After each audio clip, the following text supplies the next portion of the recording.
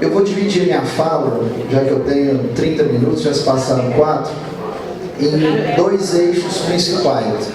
Uma do discurso do governo federal de que existe déficit na Previdência Social, e outro sobre alguns direitos que estão sendo atacados do ponto de vista previdenciário, focados principalmente em 2 importantes benefícios, talvez sejam aqueles que a gente mais pensa, que são as aposentadorias e as pensões por morte. Tá? O governo federal primeiro vem com um discurso de que a Previdência ela é deficitária, e eu posso afirmar categoricamente para vocês, querendo ou não, boa parte da reforma da Previdência não foi aprovada por conta da delação do Joesley Batista, porque a votação da PEC 287, proposta de emenda à Constituição 287, ela já estava marcada para daí uma semana. Na semana anterior, houve um vazamento, né? Se é que se chama de vazamento, dos áudios lá do Joesley com o Michel Temer. Então, aquele fato político, ele deu uma segurada na reforma da Previdência, e eu estava muito preocupado porque realmente a população não estava comprando essa briga junto com o movimento sindical. E outra grande parcela, obviamente, por conta da resistência do trabalho de formiguinha que eu tenho visto, que é um trabalho árduo, cansativo. As nossas famílias, esposa, marido, filhos, nos cobram, inclusive, né, essa situação, mas eu vejo que se a gente não lutar hoje, a gente não vai ter amanhã. Direito social, o Tiago estava bem trazendo aqui a questão do porquê de existir essa estrutura fictícia lá atrás, né, que nós pensamos chamado Estado, que é a estrutura política administrativa mais complexa que existe em todos os países do mundo. O Estado só existe por conta do indivíduo, que é aquele que não se divide. Cada um tem a sua particularidade. Mas tem alguns serviços públicos que eles são mais importantes, digamos assim, do que outros. Não que os outros não sejam importantes, mas saúde, previdência, segurança pública, educação, não dá para a gente viver sem isso. Algumas coisas a gente vai levando. Agora, saúde, educação, previdência, segurança pública também, são bens muito importantes e que, ao longo de muitos anos, o governo federal ele vem privatizando e vai entregando para a iniciativa privada determinados serviços públicos. Então, a gente não tem uma educação de qualidade. Para quem tem condições, vai lá e paga uma escola particular, uma faculdade particular para os seus filhos. A gente não tem uma saúde de qualidade, um serviço público de qualidade, a gente tem que pagar um plano de saúde razoável para nós, para os nossos pais. E agora chegou a vez de tocar o terror em outro serviço público chamado Previdência Social. Lá atrás, o Estado brasileiro avocou, chamou para si a responsabilidade desse serviço público chamado Previdência Social. E na Constituição de 88, 510 de 88, trouxe a ideia de Previdência Social num tripé, vocês já devem ter visto isso muitas vezes: Previdência, Assistência e Saúde. Só que essa Previdência do regime geral, só fazendo um parênteses, nós temos alguns regimes de Previdência. E o Brasil é muito doido, porque a gente tem vários regimes de previdência. Então, hoje a gente pode dizer que nós temos o regime geral, que é o INSS, Trabalhadores de Iniciativa Privada.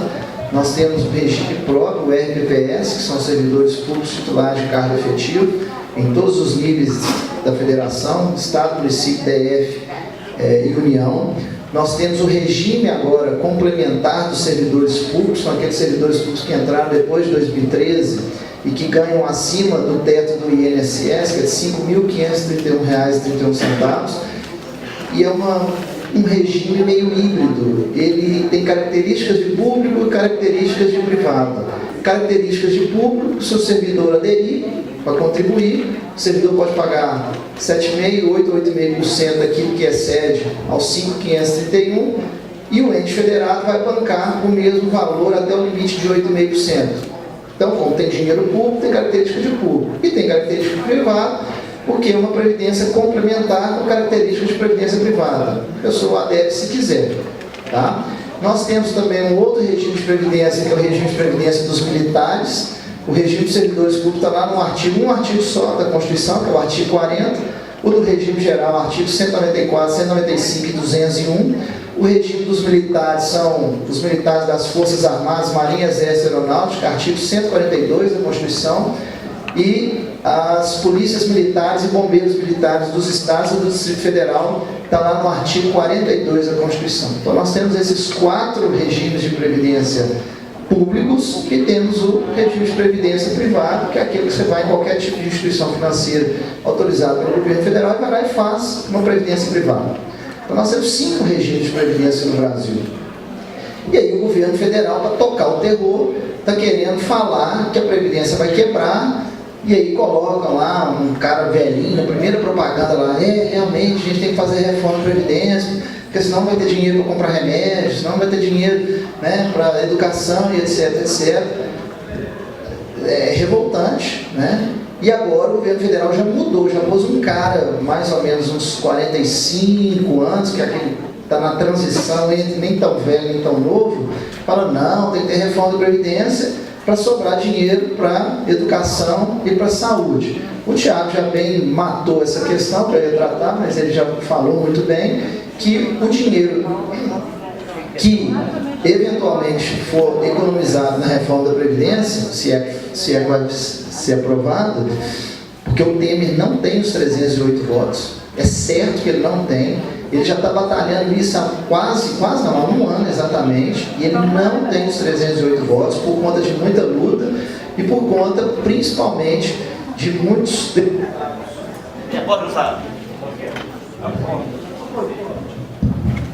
deputados que sabem que é uma reforma impopular e com medo de não voltarem em 2018, eles estão segurando, estão literalmente em cima do muro.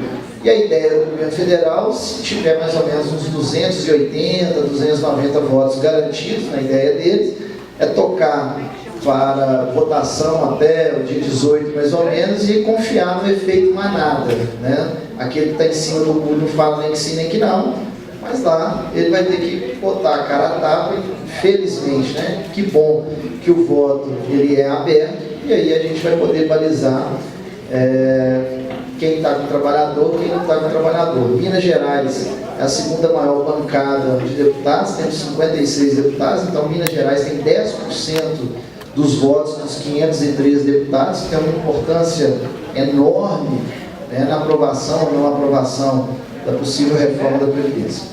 Então, em relação... Está com o slide aí? A ideia do governo federal, lá atrás, quando pensou em reforma da Previdência, era fazer um regime único de Previdência, de trabalhadores da iniciativa privada e de servidores públicos. Só que isso é a mesma coisa de querer passar uma coisa esférica no quadrado, né? O regime dos servidores públicos, titulares de cargo efetivo, tem legislação própria com características próprias, totalmente diferentes dos trabalhadores da iniciativa privada. Então, aos 44 do segundo tempo, né, o Temer foi e resolveu fazer, né, que vem do Planalto, a PEC 287, ele resolve tratar da reforma da Previdência atacando os dois regimes, principalmente. O regime geral e o regime próprio, que eu vou tratar aqui com vocês. Aos 47 do segundo tempo, ele retirou os militares, que meu pai é coronel aposentado da Polícia Militar, e por conta de algumas discussões fisiológicas e filosóficas que eu tenho com ele, ele é advogado também, já tem 70 anos, no sábado, há 3 semanas atrás, nós tivemos uma discussão natural. A única discussão que eu tenho com meu pai é Previdência. E a Previdência me custou um pai infartado no domingo. E aí eu fiquei muito preocupado, porque quando eu cheguei no hospital e ele teve princípio de infarto, meu pai não fuma, não bebe, pratica atividade física, e eu vi ele lá, cheio de aparelho, consciente, tudo, mas eu falei, pai, o senhor ficou desgostoso lá, de quando eu tentei mostrar do ponto de vista o seu, Isso te chateou ele? Muito. Eu falei, então nós vamos combinar. Previdência nunca mais. Custou 13 dias do meu pai no hospital. Então a gente até reconhece muitas coisas, claro, a gente tem que respeitar, mas de fato a gente está ficando cansado, né, de chamar a população e muitas vezes a população ficar naquela letargia. Mas o que eu posso adiantar para vocês? O governo federal ele tentou convergir regime próprio com regime geral em regras únicas, mas isso já está acontecendo desde lá de trás. Muitos de vocês já sabem, mas é importantíssimo dar um ponto aqui para vocês, que nós temos 3 situações jurídicas importantes para os servidores públicos. Aqueles que entraram antes da emenda constitucional 20 de 98, aqueles que entraram no serviço público, quando eu falo entrar, eu tomo posse, entre a emenda 20 de 98 e a emenda 41 de 2003, e aqueles que entraram depois da emenda 41. Por quê? Aqueles que entraram até a emenda 20 de 98 se aposentavam com paridade e integralidade. O que é paridade e integralidade? A paridade aumentou o salário de quem está na ativa, aumenta a aposentadoria automaticamente de quem está inativo, de quem já está aposentado. Então a forma de reajuste de aposentadoria e pensão se dá para aquele que está lá na ativa. Isso foi um grande ganho, né, para o governo quando acaba com a integralidade e a paridade, porque antes o servidor público ficava brigando por aumento de salário, o governo olhava, quantos eu tenho ativo? X. Mas eu tenho XY inativo. Então, se eu der aumento para esse povo que está nativo, eu tenho que dar aumento para esse povo que está inativo. Vamos acabar com essa questão da integralidade e da paridade. E a integralidade é a integralidade do salário. É o mesmo valor do salário e do cargo efetivo em que o sujeito está concursado. Tá? Quem entrou no serviço público depois da emenda constitucional 41, até 2013, quando você começa o FUNPRESP, né, que é o Fundo de Previdência de Servidores Públicos Federais, já tem também nos estados, Minas Gerais já tem também, aí a forma de calcular o valor da aposentadoria é pela média de 80% das maiores contribuições do servidor público. Exatamente a mesma regra para cálculo do valor das aposentadorias de quem está lá na iniciativa privada. Então, reflete uma realidade contributiva muito próxima, né, daquilo que o governo federal quer, e eu, particularmente, entendo que é razoável. Muita gente pode achar que não, mas, por exemplo, acontecia muito na minha área da advocacia, o cara ficava lá 20, 30 anos advogando, aí contribuía com valores mais baixos. Aí passava o concurso juiz, cumpria um requisito básico lá de tempo do cargo, tempo na carreira, aposentava por R$30 mil. Isso aí, do ponto de vista atuarial e financeiro da Previdência, não era justo. Tá? Então, quem contribuiu com mais, recebe com mais. Quem contribuiu com menos, recebe menos. Essa é a lógica de qualquer sistema previdenciário no mundo. E aqui não estou partidarizando e falando nada. Agora, quem entrou depois de 2013, o governo vem falando que vocês são privilegiados, tem que acabar com o privilégio, etc, etc, etc. Já se aposenta com no máximo a fortuna de R$ 5.531,31, tá? Que é o teto do INSS.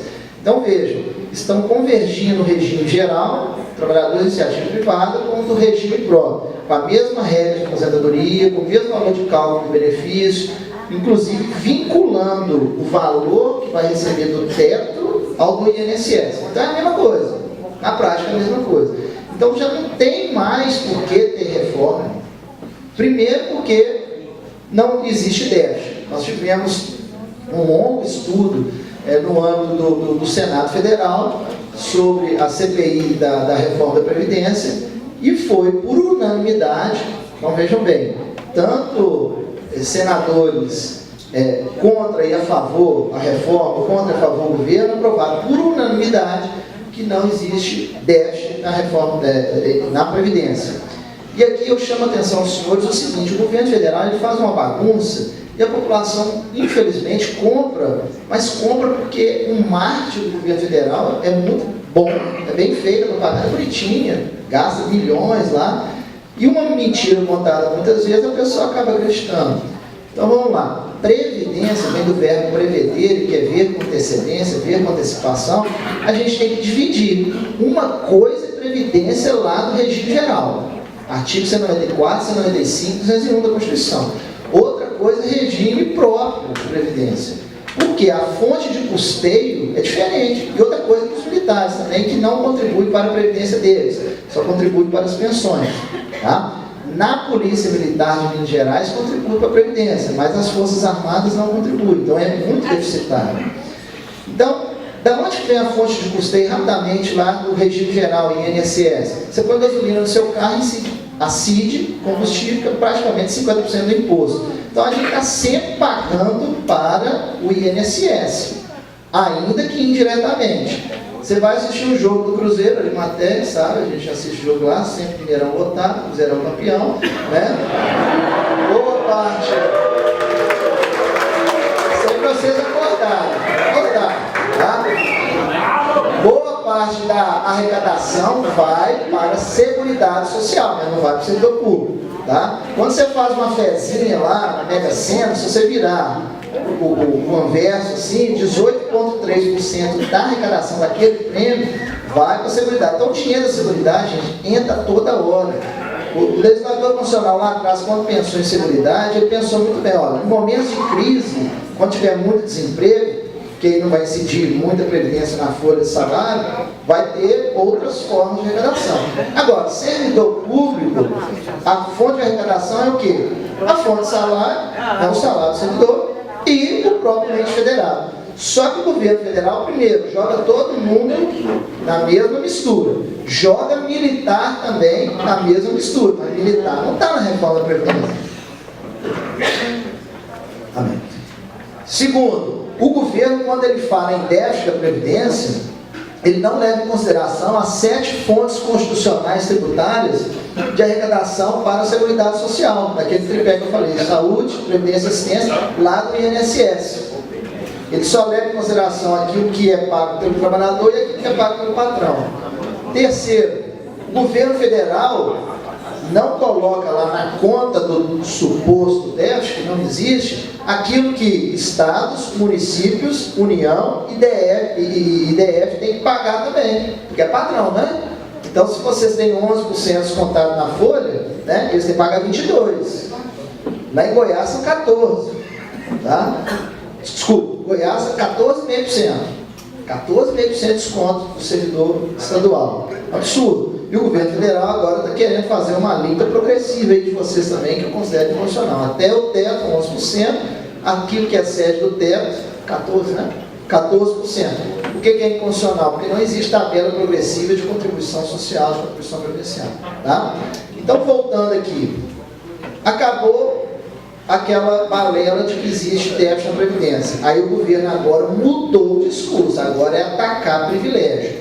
Sabe o que ataca privilégio? Com todo respeito, e aqui eu não estou falando de ninguém especificamente, são os chamados penduricários para servidores de alto escalão. Eu advogo, e aí obviamente eu tenho que fazer o meu papel como advogado, mas semana passada eu peguei uma pensão de um desembargador falecido, R$92 mil bruto. Quando eu vi aquilo, eu ainda falei assim, será que é 9.200? Não, é 92. Tá? É isso que traz, né, assalto aos cofres públicos. R$92 mil? Ah, mas é um direito adquirido. Mas que direito adquirido penduricário é esse?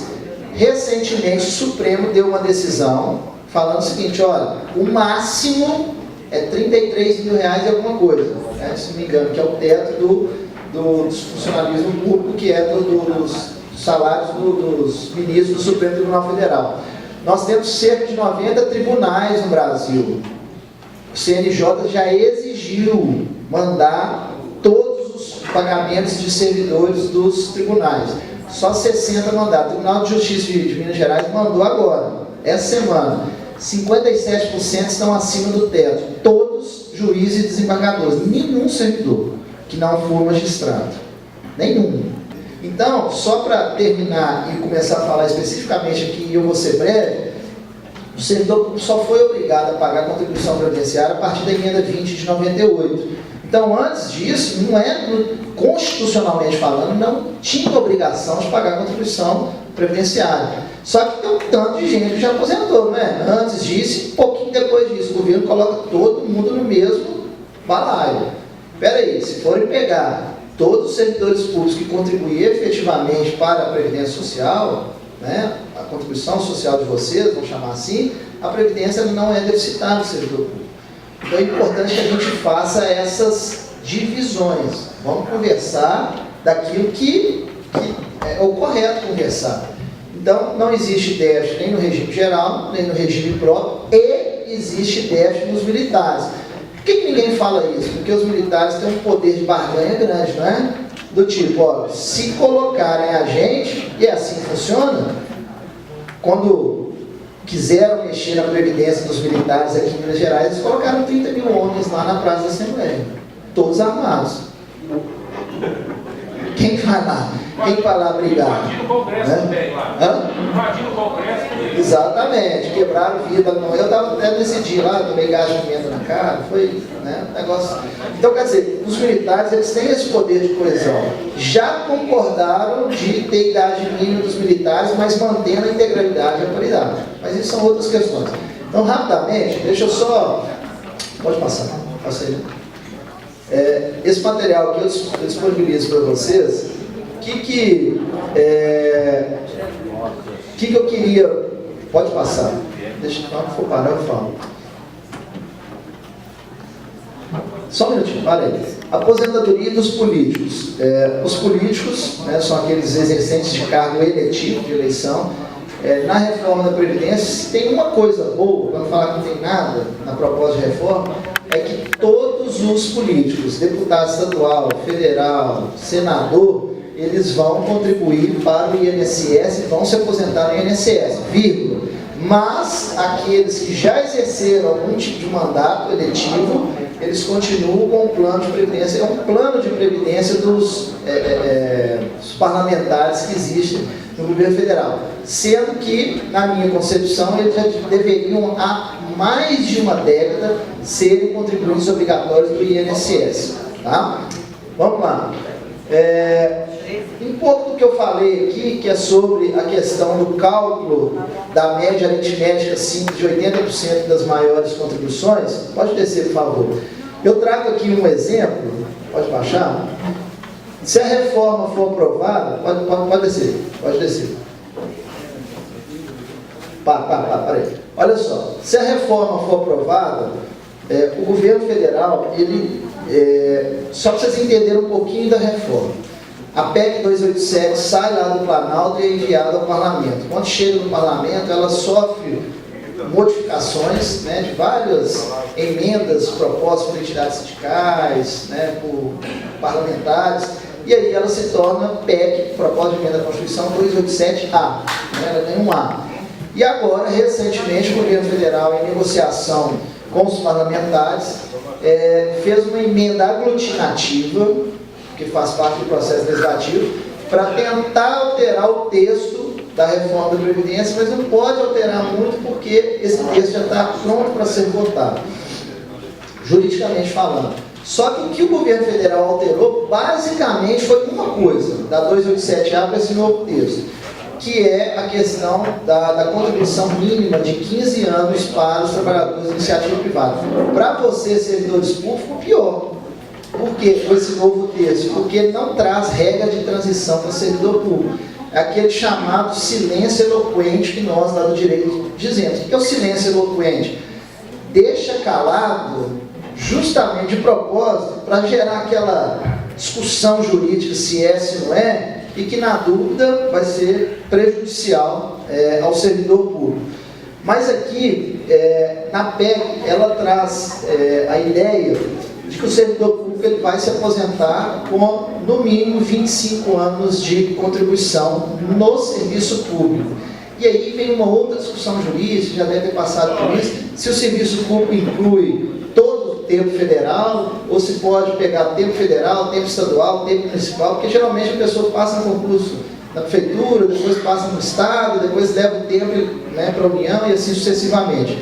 Não quero nem entrar nessa seara, não, tá? Mas a Constituição, a PEC, não trata nada nesse sentido. Fala 25 anos de serviço público. Se exigir 25 anos de serviço público federal, pior ainda mais, aí a pessoa não aposenta nunca. E aqui eu trago uma tabela, se você puder baixar só um pouquinho, o seguinte, tá bom. O governo federal traz a seguinte forma de cálculo das aposentadorias dos servidores públicos. Ó, com 25 anos, você vai pegar 70% da média salarial. Desse valor da média, se você, servidor público, tem 25 anos de contribuição, aí você vai pegar 70% da média. E aí vai crescendo de acordo com essa tabela aqui, ó, 1,5% até chegar a 100%. De tal forma que vocês só receberão, né, para quem não tem qualidade e interioridade, 100% da média com 40 anos de contribuição. 40 anos de contribuição, tá? Eu até faço um parêntese. Se já é difícil para o servidor público que tem estabilidade funcional, imagina aquele cara lá da iniciativa privada que é o vida louca. Trabalha hoje, intermitente, não contribui, é mandado embora. Então, quer dizer, é muito complicado. E aí, tem um detalhe. O governo federal traz a ideia de idade mínima lá para os trabalhadores da iniciativa privada. Vocês, servidores públicos, já têm idade mínima, né? 60 homens, 55 mulheres. Vocês têm muito mais requisitos, né? Vocês têm que ter idade, tempo de serviço público, tempo no cargo e tempo de contribuição. São 4 requisitos.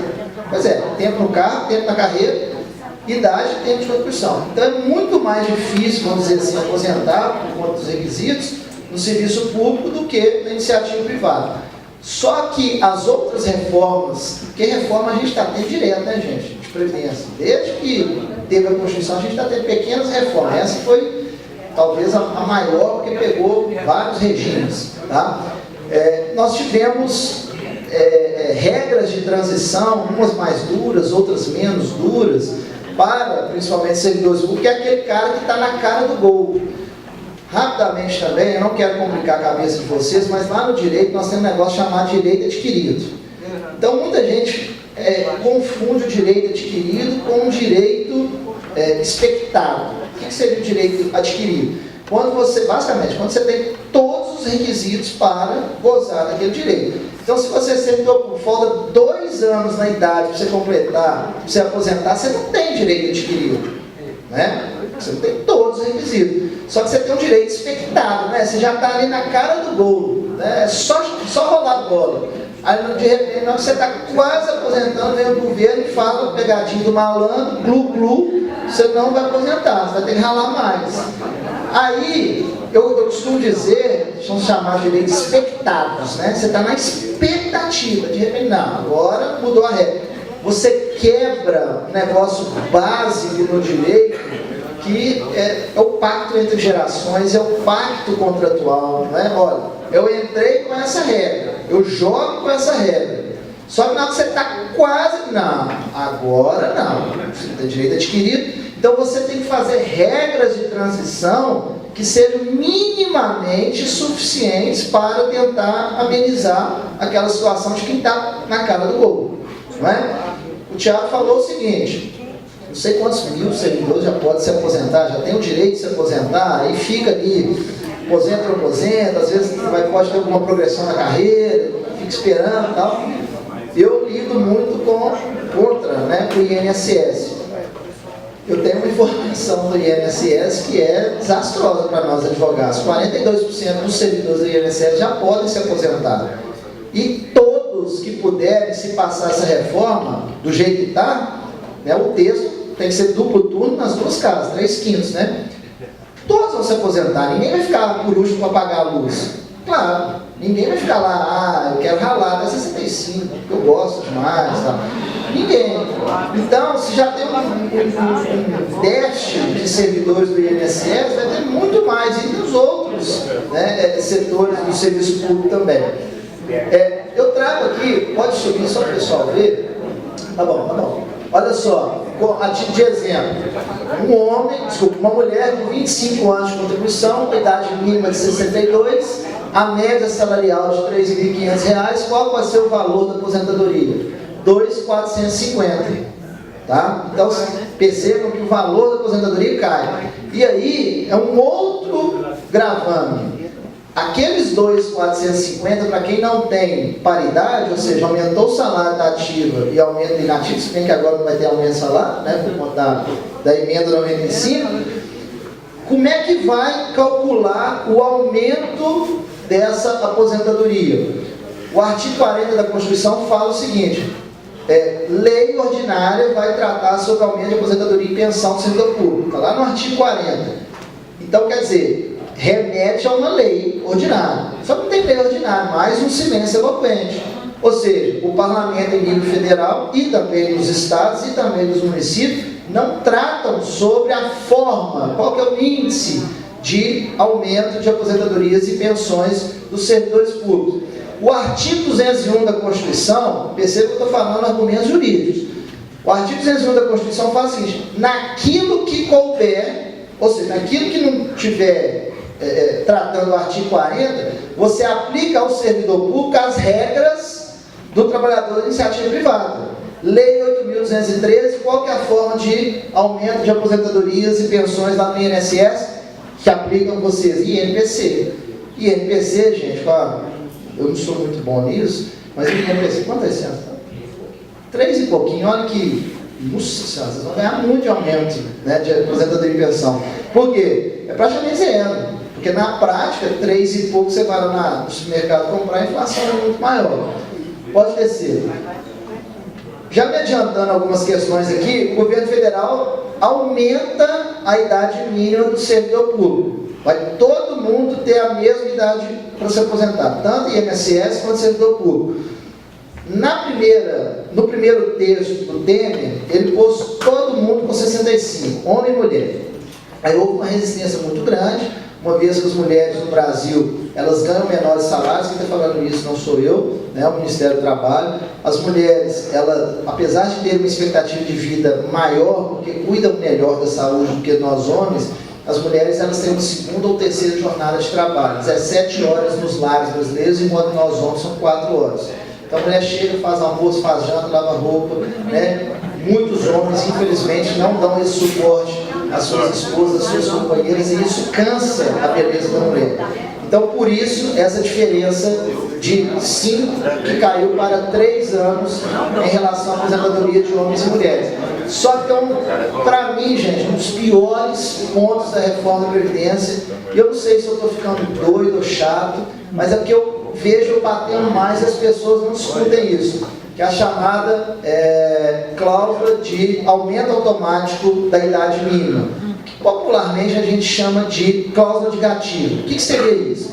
A cada ano, e manda reverter a lei ordinária também, a cada ano que aumenta a expectativa de vida do brasileiro, aumenta-se um ano na idade mínima. Isso não existe em país nenhum do mundo, tá, gente? É coisa nossa, do piniquim, nossa, brasileiro. O brasileiro, segundo dados do IBGE, se eu estiver errado, vocês me desculpem, mas só o menor juízo vive 0,23 anos a mais a cada ano. Isso é muito bom, não é? Para o governo é uma praga, né? Quanto mais as pessoas viverem do ponto de vista previdenciário para o governo federal, é uma praga. Então, se é 0,23 por ano, vamos arredondar para 0,25 a cada ano, desculpa, a cada 4 anos o brasileiro vive um ano a mais. Em 40 anos, aumenta o quê? 10 anos, não é? Então, se a idade mínima de nós homens hoje é de 65 anos de idade, para quem está entrando no mercado de trabalho vai ser 75. Olha, o Temer falou que nós vamos viver até 100 e tantos anos, né? Então, quer dizer, nós vamos superar o Japão, com expectativa de vida. E aí, gente, tem um detalhe que eu queria passar para vocês. Numa dessas discussões que eu tive com meu pai falou assim: mas o povo está vivendo mais mesmo, ó, tem que ter aumento da idade e tal. Pai, mas você aposentou novo, né? Você é militar, aposentou 48, né? Tudo bem. Mas eu falei assim, ó, aí eu fui citando exemplos da família, irmãos do meu pai que se aposentaram com 65, 66 anos. Eu falei assim, ó, uma coisa é expectativa de vida, outra coisa é vida com qualidade, né? Porque quando você vira os 60 anos, pelo menos eu percebo isso nos meus pais, começa a dar uns defeitos, né? Minha mãe operou de catarata, depois operou de joelho, depois operou o tornozelo, né? Meu pai não tinha dado nada, um infarto. Então, quer dizer, é natural que a máquina humana, fisiológica, começa a dar visível, começa a dar defeito. E aí, aquela pessoa que não teve, durante uma vida inteira, uma alimentação de qualidade, um trabalho, né, muitas vezes trabalhando de forma braçal, que exige muito físico, quando ele faz 65 anos, que me desculpe, ele já está com o pé na cobra. Né? E muitos não chegam aos 65 anos de idade. Tá? Então existem estados no Brasil, como Pará, o Maranhão, que a expectativa de vida é cravada aos 65 anos. Ou seja, o cara vai aposentar e morrer, segundo dados estatísticos. Em algumas cidades, como por exemplo São Paulo, você tem bairros limítrofes, né? Então você tem o Morumbi e você tem o Jardim Ângela. Morumbi, expectativa de vida é de 73 anos de idade, desculpa, 78 anos de idade. Lá no Jardim Ângela é de 58. Ou seja, o cara que é pobre, favelado, ele vai morrer antes. Agora, o cara que tem condições boas, ele pode ir lá para o sítio, Ibanez, etc., vai viver mais. Tá? E trazendo para a realidade dos senhores, o que eu posso afirmar? Primeiro, o servidor público, ele entra na carreira pública geralmente com uma idade mais avançada, né? Porque o cara tem que estudar concurso público, ele fica ali, se dedicando, etc. Muitos concursos públicos hoje exigem formação em nível de terceiro grau, então o cara vai entrar com 25 anos, 26 anos de idade. Então, quando você projeta 40 anos de contribuição, mais a idade mínima e mais o gatilho, né? Ou seja, daqui a 4 anos, as mulheres que hoje a expectativa é de 62 vai passar para 63. Aí o Temer vira e fala, não gente, mas não é de uma vez, não, tem uma tabela progressiva, beleza, né? Concordo. Mas naquela tabela progressiva ela vai aumentando também. Então na hora que você acha que está chegando, não, rala mais um ano aí, né? E beleza. No texto anterior da PEC, eu até trago no material, você tinha um pedágio de 30% do tempo que faltaria para você se aposentar, caso a aprovação da reforma da Previdência. No texto atual, tirou. Então, como tirou esse pedágio, a pergunta que fica é o seguinte, e aí, como é que vai ficar?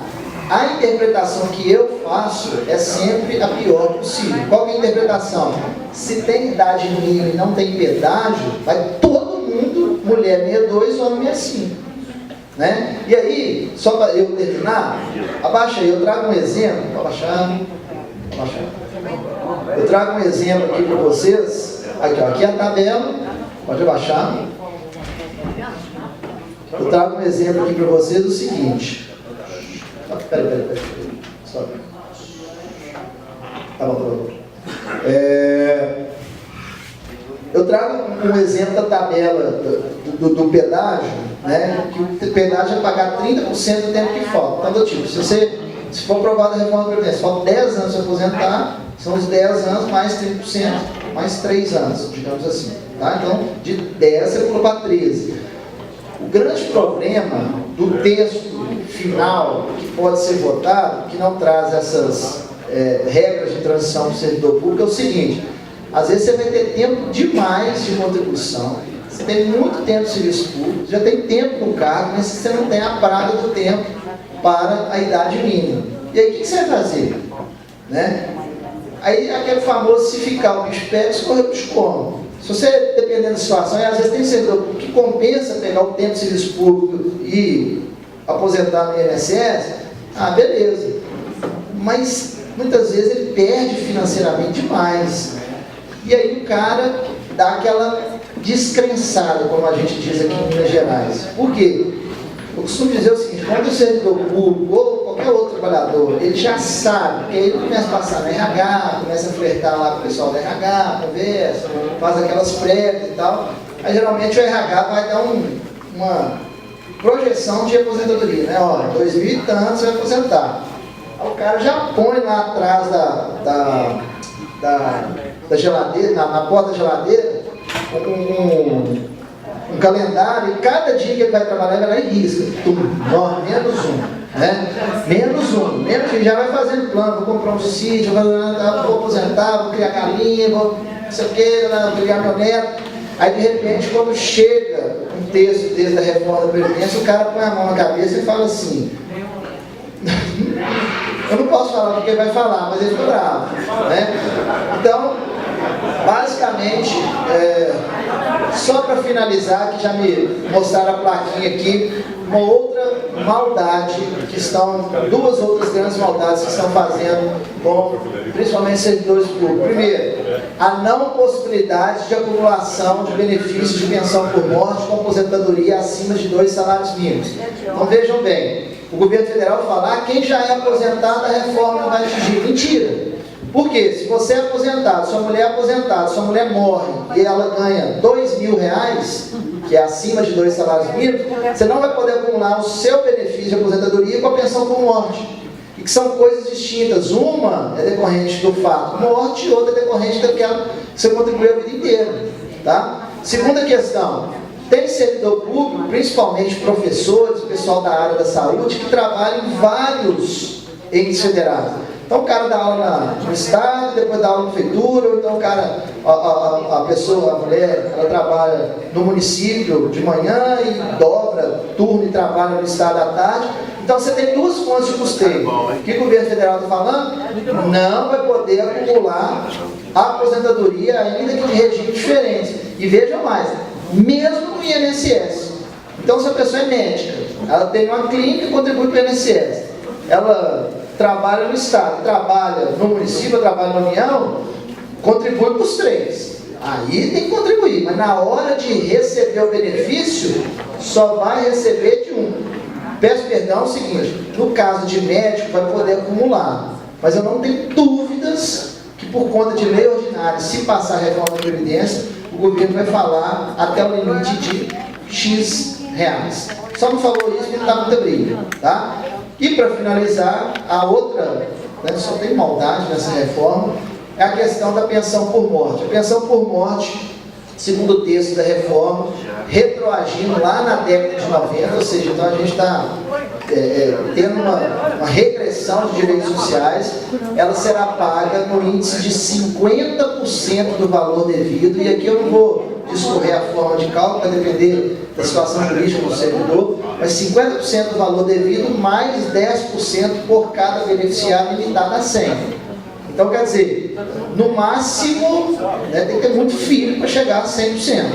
Tá? Você tem 5 filhos, né, para chegar a 100%. Só que se esse filho ele deixar de ser dependente, a cota parte não reverte por todo. Então, se tem mulher e um filho, é 50 mais 20, 70%.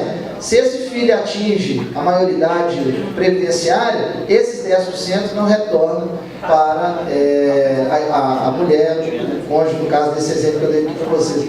Então, finalizando, agradeço a paciência de todos vocês. Peço que vocês entupam a caixa de e-mails dos nossos deputados federais por Minas Gerais, se já não estiverem fazendo isso, porque infelizmente eu que despachei com vários deputados, alguém aqui até falou do Tiririca, eu particularmente, quando eu despachei com o Tiririca, ele falou assim, eu tenho 20 minutos para te ouvir. E aí eu tentei falar isso tudo em 20 minutos lá atrás, quando a reforma ainda estava, a gente estava começando a entender. Aí ele coçou a cabeça assim e falou assim, olha, eu não entendi nada do que você falou. Só que o que você falou, eu já vi que é contrário ao trabalhador, eu não voto a favor. Então, quer dizer, eu só estou citando o exemplo do Tiririca, porque a gente não precisa ser letrado, a gente não precisa ter curso superior para entender que essa reforma ela vem destruir, né, mais um direito social do trabalhador. Obrigado.